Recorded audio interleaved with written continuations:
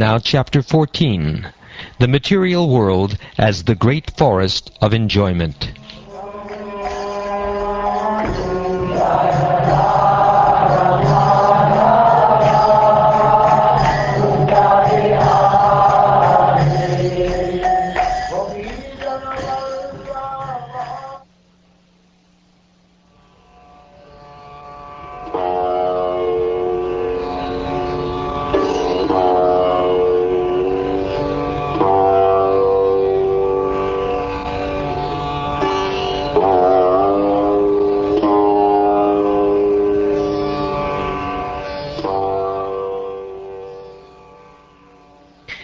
When King Parikshit asked Shukdev Goswami about the direct meaning of the material forest, Shukdev Goswami replied as follows: My dear king, a man belonging to the mercantile community is always interested in earning money.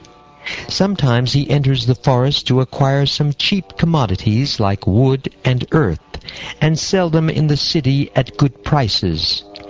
Similarly, the conditioned soul, being greedy, enters this material world for some material profit. Gradually, he enters the deepest part of the forest, not really knowing how to get out. Having entered the material world, the pure soul becomes conditioned by the material atmosphere, which is created by the external energy under the control of Lord Vishnu. Thus the living entity comes under the control of the external energy, Devi Maya. Living independently and bewildered in the forest, he does not attain the association of devotees who are always engaged in the service of the Lord. Once in the bodily conception, he gets different types of bodies, one after the other, under the influence of material energy, and impelled by the modes of material nature, Sattvaguna, Rajoguna, and Tamoguna. In this way, the conditioned soul goes sometimes to the heavenly planets, sometimes to the earthly planets, and sometimes to the lower planets and lower species. Thus he suffers continuously due to different types of bodies. These sufferings and pains are sometimes mixed. Sometimes they are very severe, and sometimes they are not. These bodily conditions are acquired due to the conditioned soul's mental speculation. He uses his mind and 5 senses to acquire knowledge, and these bring about the different bodies and different conditions. Using the senses under the control of the external energy, Maya, the living entity suffers the miserable conditions of material existence. He is actually searching for relief, but he is generally baffled, although sometimes he is relieved after great difficulty. Struggling for existence in this way, he cannot get the shelter of pure devotees, who are like bumblebees engaged in loving service at the lotus feet of Lord Vishnu. In the forest of material existence, the uncontrolled senses are like plunderers. The conditioned soul may earn some money for the advancement of Krishna consciousness, but unfortunately the uncontrolled senses plunder his money through sense gratification. The senses are plunderers because they make one spend his money unnecessarily for seeing, smelling, tasting, touching, hearing, desiring, and willing. In this way, the conditioned soul is obliged to gratify his senses, and thus all his money is spent. This money is actually acquired for the execution of religious principles, but it is taken away by the plundering senses. My dear king, family members in this material world go under the names of wife and children, but actually they behave like tigers and jackals. A herdsman tries to protect his sheep to the best of his ability, but the tigers and foxes take them away by force. Similarly, although a miserly man wants to guard his money very carefully, his family members take away all his assets forcibly, even though he is very vigilant. Every year the plowman plows over his grain field, completely uprooting all weeds. Nonetheless, the seeds lie there and, not being completely burned, again come up with the plants sown in the field. Even after being plowed under, the weeds come up densely.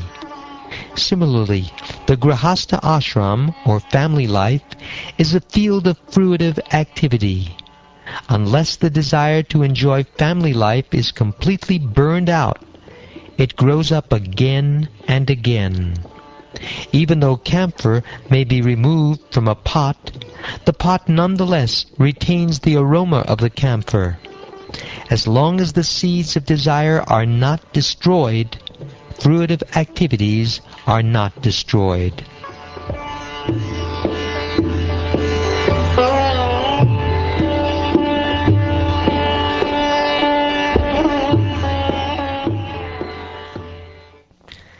Sometimes the conditioned soul in household life, being attached to material wealth and possessions, is disturbed by gadflies and mosquitoes, and sometimes locusts, birds of prey, and rats give him trouble. Nonetheless, he still wanders down the path of material existence. Due to ignorance, he becomes lusty and engages in fruitive activity. Because his mind is absorbed in these activities, he sees the material world as permanent, although it is temporary, like a phantasmagoria, a house in the sky. Sometimes in this house in the sky, the conditioned soul drinks, eats, and has sex. Being overly attached, he chases after the objects of the senses, just as a deer chases a mirage in the desert. Sometimes the living entity is interested in the yellow stool known as gold and runs after it. That gold is the source of material opulence and envy, and it can enable one to afford illicit sex, gambling, meat-eating, and intoxication. Those whose minds are overcome by the motive passion are attracted by the color of gold, just as a man suffering from cold in the forest runs after a phosphorescent light in a marshy land, considering it to be fire. Sometimes the conditioned soul is absorbed in finding residential quarters or apartments and getting a supply of water and riches to maintain his body. Absorbed in acquiring a variety of necessities, he forgets everything and perpetually runs around the forest of material existence. Sometimes, as if blinded by the dust of a whirlwind, the conditioned soul sees the beauty of the opposite sex, which is called pramada. Being thus bewildered, he is raised upon the lap of a woman, and at that time his good senses are overcome by the force of passion. He thus becomes almost blind with lusty desire, and disobeys the rules and regulations governing sex life. He does not know that his disobedience is witnessed by different demigods, and he enjoys illicit sex in the dead of night, not seeing the future punishment awaiting him. The conditioned soul sometimes personally appreciates the futility of sense enjoyment in the material world, and he sometimes considers material enjoyment to be full of miseries.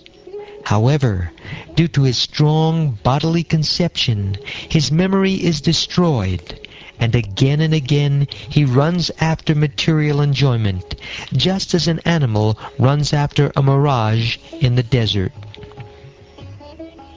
Sometimes the conditioned soul is very aggrieved by the chastisement of his enemies and government servants, who use harsh words against him directly or indirectly. At that time his heart and ears become very saddened.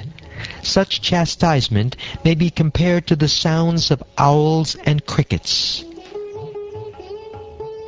Due to his pious activities in previous lives, the conditioned soul attains material facilities in this life. But when they are finished, he takes shelter of wealth and riches, which cannot help him in this life or the next. Because of this, he approaches the living dead who possess these things. Such people are compared to impure trees, creepers, and poisonous wells. Sometimes, to mitigate distresses in this forest of the material world, the conditioned soul receives cheap blessings from atheists. He then loses all intelligence in their association.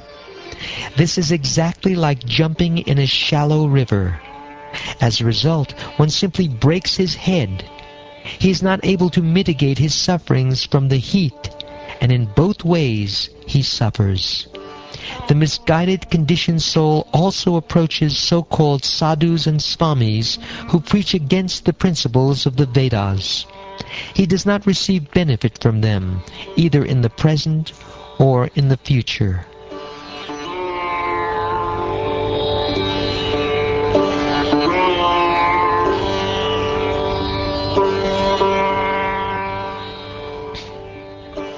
In this material world, when the conditioned soul cannot arrange for his own maintenance, despite exploiting others, he tries to exploit his own father or son, taking away that relative's possessions, although they may be very insignificant. If he cannot acquire things from his father, son, or other relatives, he is prepared to give them all kinds of trouble.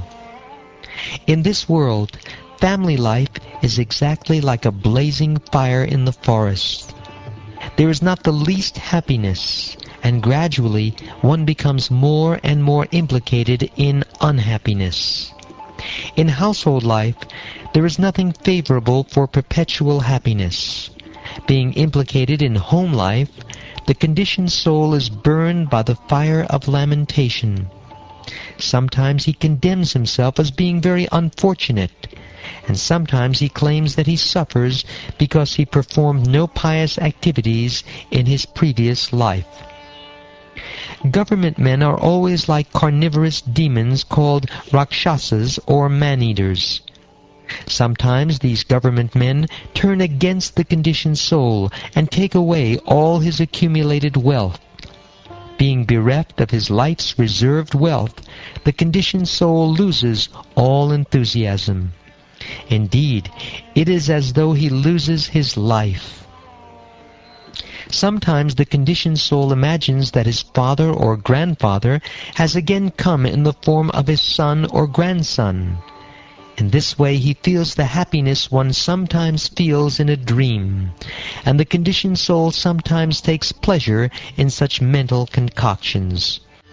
In household life, one is ordered to execute many yagyas and fruitive activities, especially the vivaha yagya, the marriage ceremony for sons and daughters, and the sacred thread ceremony. These are all the duties of a grahastha, and they are very extensive and troublesome to execute. They are compared to a big hill over which one must cross when one is attached to material activities. A person desiring to cross over these ritualistic ceremonies certainly feels pains like the piercing of thorns and pebbles endured by one attempting to climb a hill. Thus the conditioned soul suffers unlimitedly. Sometimes, due to bodily hunger and thirst, the conditioned soul becomes so disturbed that he loses his patience and becomes angry with his own beloved sons, daughters, and wife. Thus, being unkind to them, he suffers all the more.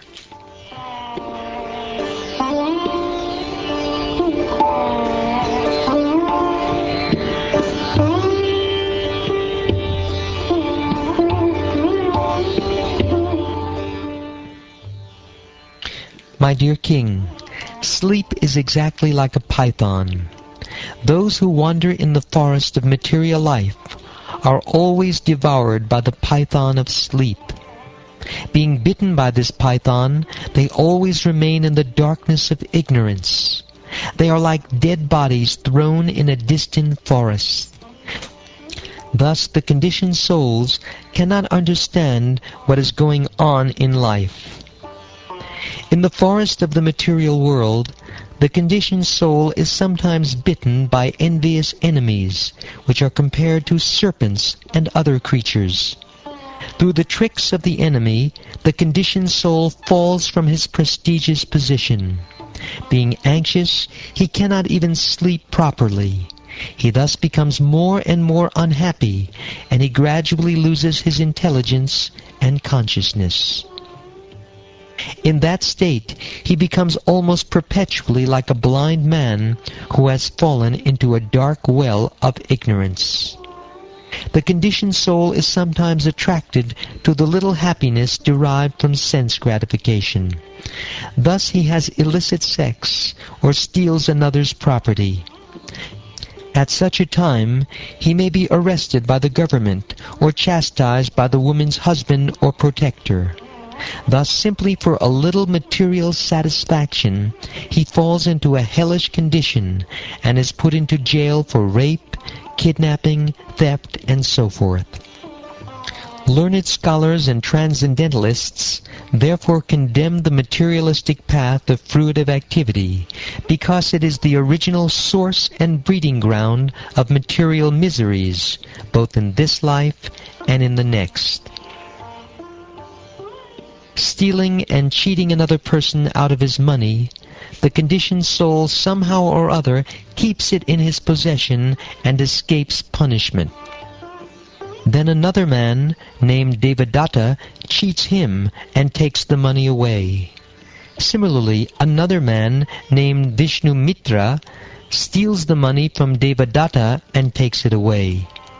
In any case, the money does not stay in one place.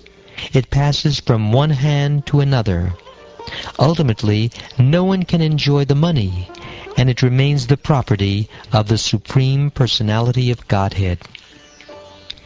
Being unable to protect himself from the threefold miseries of material existence, the conditioned soul becomes very morose and lives a life of lamentation. These threefold miseries are miseries suffered by mental calamity at the hands of the demigods, such as freezing wind and scorching heat, miseries offered by other living entities, and miseries arising from the mind and body themselves. As far as transactions with money are concerned, if one person cheats another by a farthing or less, they become enemies. In this materialistic life, there are many difficulties, as I have just mentioned, and all of these are insurmountable. In addition, there are difficulties arising from so-called happiness, distress, attachment, hate, fear, false prestige, illusion, madness, lamentation, bewilderment, greed, envy, enmity, insult, hunger, thirst, tribulation, disease, birth, old age, and death. All these combine together to give the materialistic conditioned soul nothing but misery.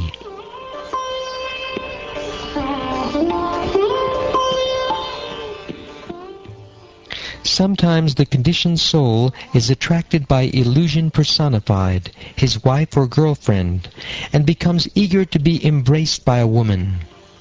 Thus he loses his intelligence as well as knowledge of life's goal. At that time, no longer attempting spiritual cultivation, he becomes overly attached to his wife or girlfriend and tries to provide her with a suitable apartment. Again he becomes very busy under the shelter of that home, and is captivated by the talks, glances, and activities of his wife and children.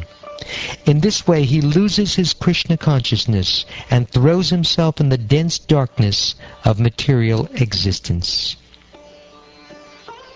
The personal weapon used by Lord Krishna, the disc, is called Hari Chakra, the disc of Hari. This chakra is the wheel of time.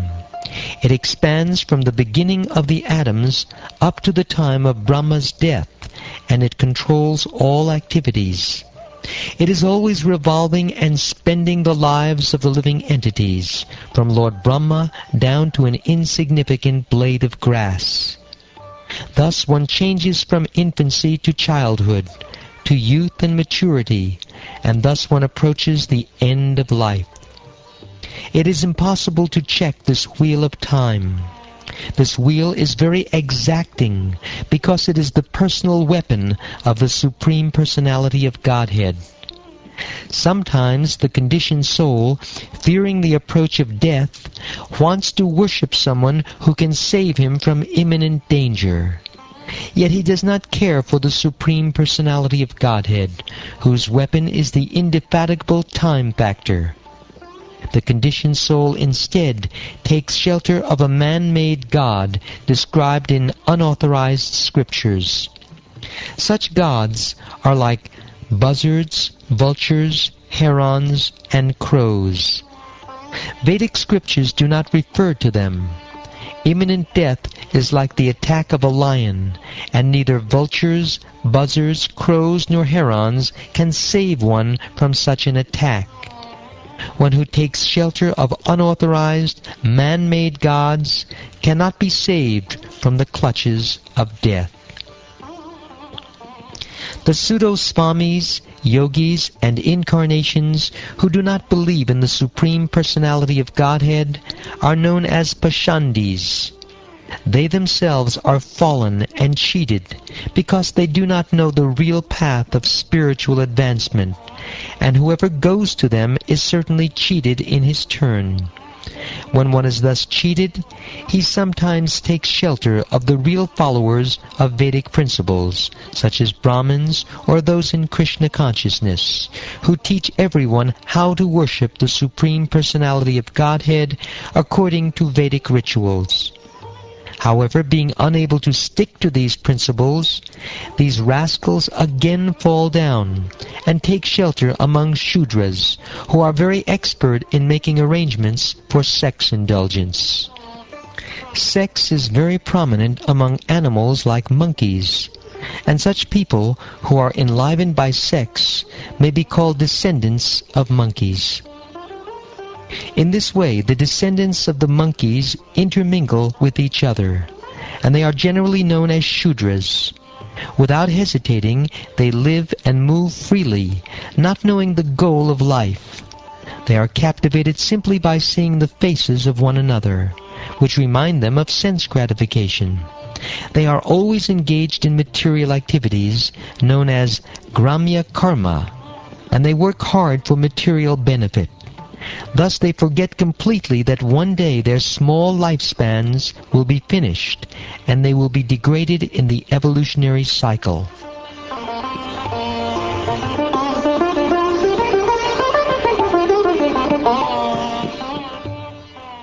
Just as a monkey jumps from one tree to another, the conditioned soul jumps from one body to another.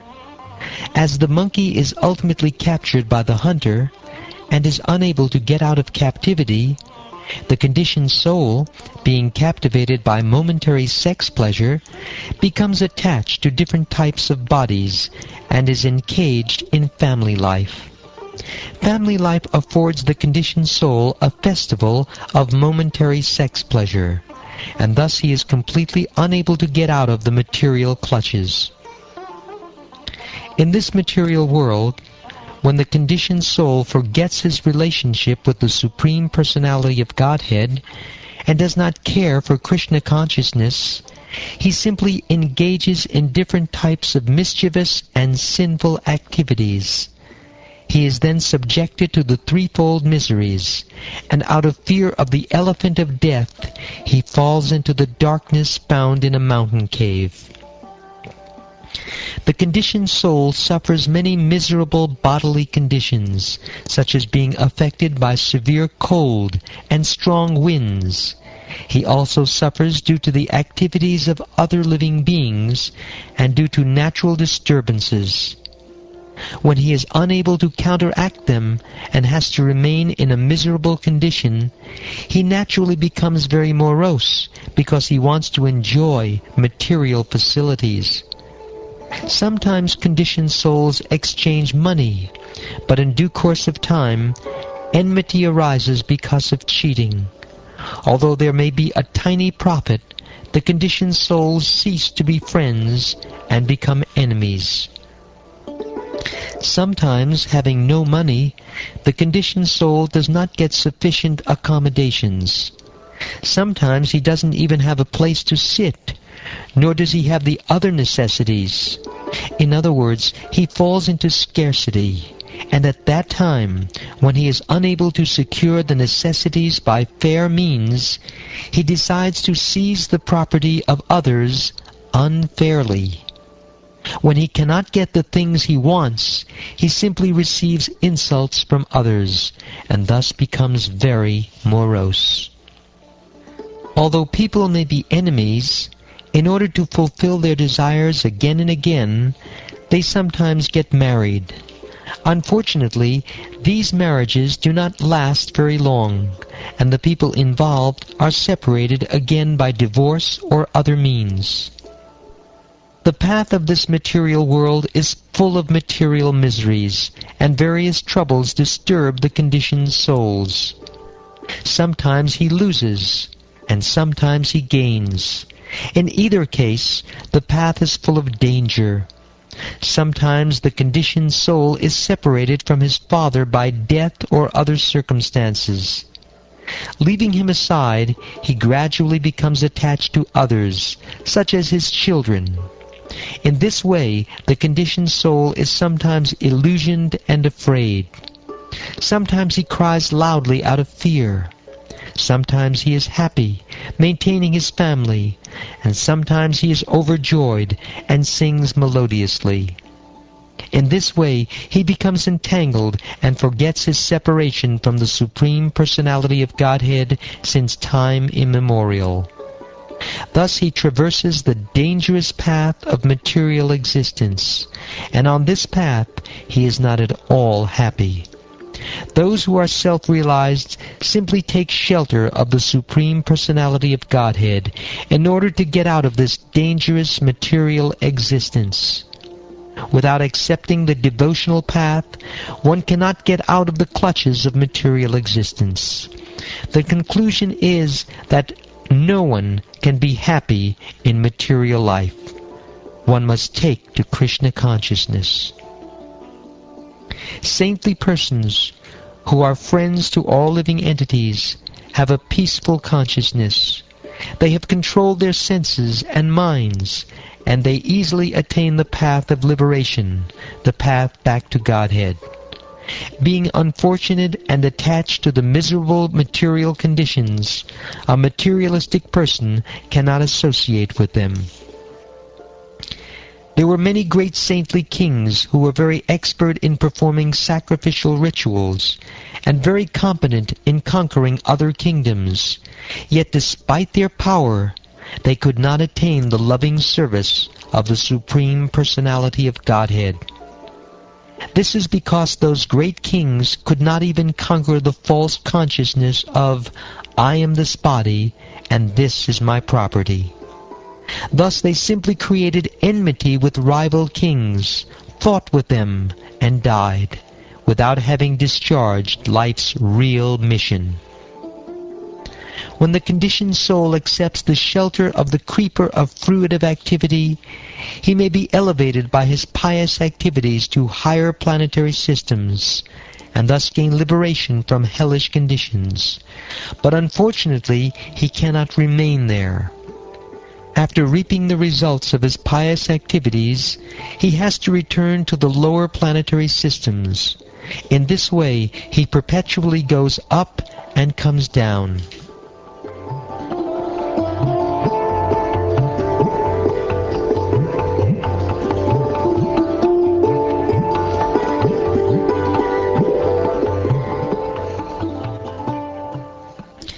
Having summarized the teachings of Jad Bharat, Shukdev Goswami said, My dear King Pariksit, the path indicated by Jad Bharat is like the path followed by Garuda, the carrier of the Lord, and ordinary kings are just like flies. Flies cannot follow the path of Garuda, And to date, none of the great kings and victorious leaders could follow this path of devotional service, not even mentally. While in the prime of life, the great Maharaj Bharat gave up everything because he was fond of serving the Supreme Personality of Godhead, Uttama Shloka. He gave up his beautiful wife, nice children, great friends, and an enormous empire. Although these things were very difficult to give up, Maharaj Bharat was so exalted that he gave them up just as one gives up stool after evacuating. Such was the greatness of His Majesty. My dear King, the activities of Bharat Maharaj are wonderful. He gave up everything that is difficult for others to give up. He gave up his kingdom, his wife, and his family. His opulence was so great that even the demigods envied it, yet he gave it up. It was quite befitting a great personality like him to be a great devotee. He could renounce everything because he was so attracted to the beauty, opulence, reputation, knowledge, strength, and renunciation of the Supreme Personality of Godhead, Krishna. Krishna is so attractive that one can give up all desirable things for his sake. Indeed, even liberation is considered insignificant for those whose minds are attracted to the loving service of the Lord. Even though in the body of a deer, Maharaj Bharat did not forget the Supreme Personality of Godhead. Therefore, when he was giving up the body of a deer, he loudly uttered the following prayer. The Supreme Personality of Godhead is sacrifice personified. He gives the results of ritualistic activity. He is the protector of religious systems, the personification of mystic yoga, the source of all knowledge, the controller of the entire creation, and the supersoul in every living entity. He is beautiful and attractive. I am quitting this body offering obeisances unto him, and hoping that I may perpetually engage in his transcendental loving service. Uttering this, Maharaj Bharat left his body. Devotees interested in hearing and chanting, Shravanam Kirtanam, regularly discuss the pure characteristics of Bharat Maharaj and praise his activities. If one submissively hears and chants about the all-auspicious Maharaj Bharat, one's lifespan and material opulences certainly increase. One can become very famous and easily attain promotion to the heavenly planets, or attain liberation by merging into the existence of the Lord. Whatever one desires can be attained simply by hearing, chanting, and glorifying the activities of Maharaj Bharat. In this way, one can fulfill all his material and spiritual desires. One does not have to ask anyone else for these things, for simply by studying the life of Maharaj Bharat, one can attain all desirable things.